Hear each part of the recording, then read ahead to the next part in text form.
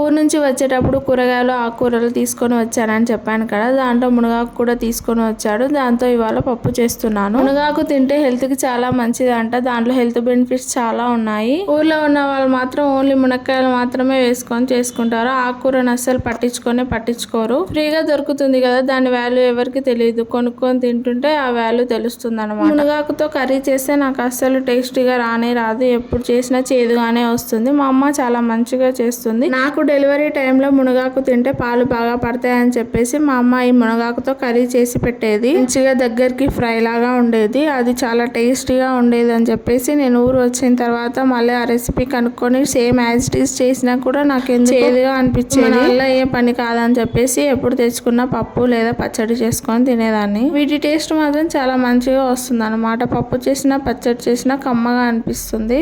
ఇప్పుడు తెచ్చుకున్న దాంట్లో కొద్దిగా పప్పు చేశాను, కొద్దిగా పచ్చడికి అని చెప్పేసి తీసి పెట్టాను. పప్పు చేసుకోవడానికి పెద్ద ప్రాసెస్ ఏమి ఉండదు. నార్మల్ గా మనం పప్పు ఏ విధంగా చేసుకుంటామో అదే విధంగా చేసుకోవాలి. కానీ కారంకి బదులు పచ్చిమిరపకాయలు వేసుకుంటే టేస్ట్ చాలా బాగుంటుంది. పప్పు ప్రాసెస్ లోకి వెళ్తే ముందుగా పప్పుకు కావాల్సినవన్నీ కుక్కర్ లో వేసి మూత పెట్టి 5 విజిల్స్ పెట్టి ఉడికించాలి. పప్పు ఉడికిన తర్వాత దాన్ని రుబ్బుకున్న తర్వాత దాంట్లోకి పోపు వేసి కలుపుకుంటే మనకు చాలా టేస్టీ అయిన మునగాకు పప్పు రెడీ అయిపోతుంది. దీన్ని మనం వేడి అన్నంలో తింటే చాలా కమ్మగా ఉంటుంది. వీడియో నచ్చితే లైక్ చేయండి, షేర్ చేయండి. అలాగే మరిన్ని వీడియోస్ కోసం మన ఛానల్ని సబ్స్క్రైబ్ చేసుకోవడం మర్చిపోకండి.